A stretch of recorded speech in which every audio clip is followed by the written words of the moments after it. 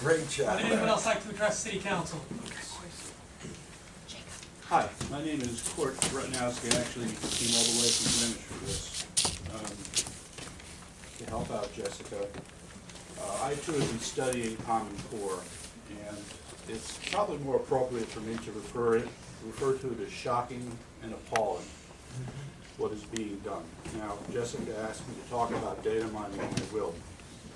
But I want to. State your address, please. Oh yeah, 20 Zygmunt, Z-Y-G-M-O-N-T Lane. Thank you. Okay. The first point, and I want to make it just briefly, is that the basis and the foundation for Common Core is capital G, capital D, a grand deceit.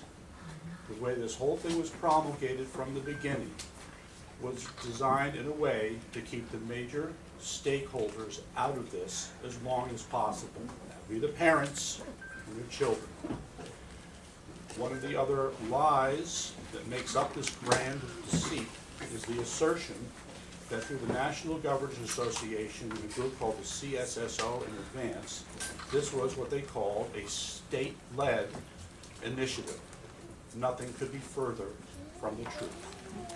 This was written by a committee of 5 people. That's it. That's how the Common Core standards were written. From there, it was up to the work of a group of people to then go forth to the states and sell this program. Governor after governor signed what was essentially a memorandum of understanding. You can find some of these online. And what they did was set this up in a way so it was as minimally confrontational and as minimally controversial as possible. So by starting with the lowest grades, starting with basic standards, this is how it was set up. Now, I just want to point out this book here. Chris Nielsen wrote a book called Children of the Core, a teacher from North Carolina. He was a former proponent of this. Then he realized he made a huge mistake, and now he is very much against Common Core and sees all the flaws and failings of it. Just wanted to add that. In the meantime, the main point that I want to make about data mining is that data mining must obtain private information, it must break laws pertaining to privacy and parental rights in order to give Common Core a future. The problem is, or the analogy I would use is that Common Core is like a product that went straight from the design board to production. No R&D in the middle. Imagine buying a car in which engineers did no testing on it whatsoever. Okay? That's Common Core. They will say otherwise, and I'll just, as a quick aside, they talk about how they've done international benchmarking. I read the report. It is such garbage. I don't even know where to start, okay? I wouldn't trouble you with the details right now, but they make one statement, and then as you read through their other excuses that they make about the study, you realize that this is useless information. Yet they push it as if it was significant and meaningful. So that's just one other part. Anyway, yes, as a gentleman alluded, what they want for this is a 400-point plus database collecting unbelievable amounts of information on students and their families, information that nobody should have to give out for any reason whatsoever. At the heart of this is this Gates Foundation, okay? When you read the history of this, you go back to 2004, where you begin to see the development of the Common Core idea in a joint agreement that Bill Gates signed with UNESCO. And then from there, other people began to show up on the scene, most notably a gentleman named David Coleman, who is now the chairman of the College Board.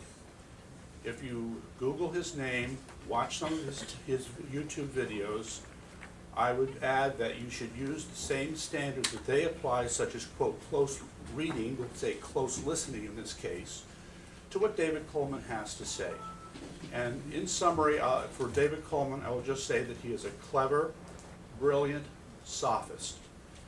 He sets up arguments, he knows how to make strong emotional appeals, but then you realize that he quickly changes the subject to something else. And if you're not listening, you're totally swayed by him. And it's just terrible, and people should, and my point's made. Okay.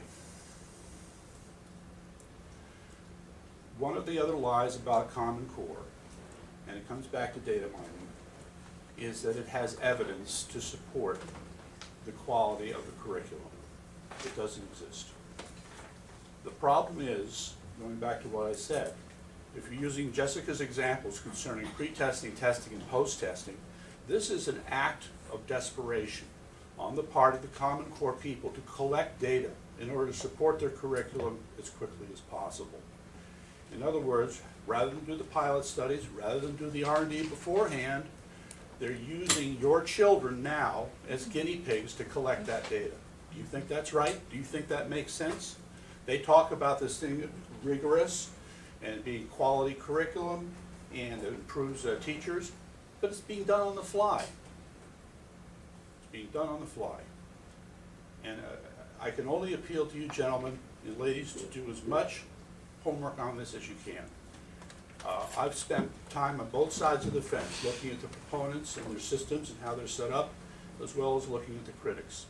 And I think the problem fundamentally is that people are not critically evaluating the statements that are being made. You need to be a skeptical thinker, skeptical listener.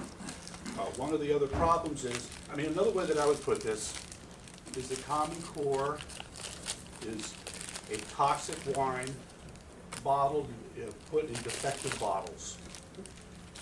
The points that you hear about teachers burning out, students becoming demotivated, and other issues should serve as an early warning that this is not a good program.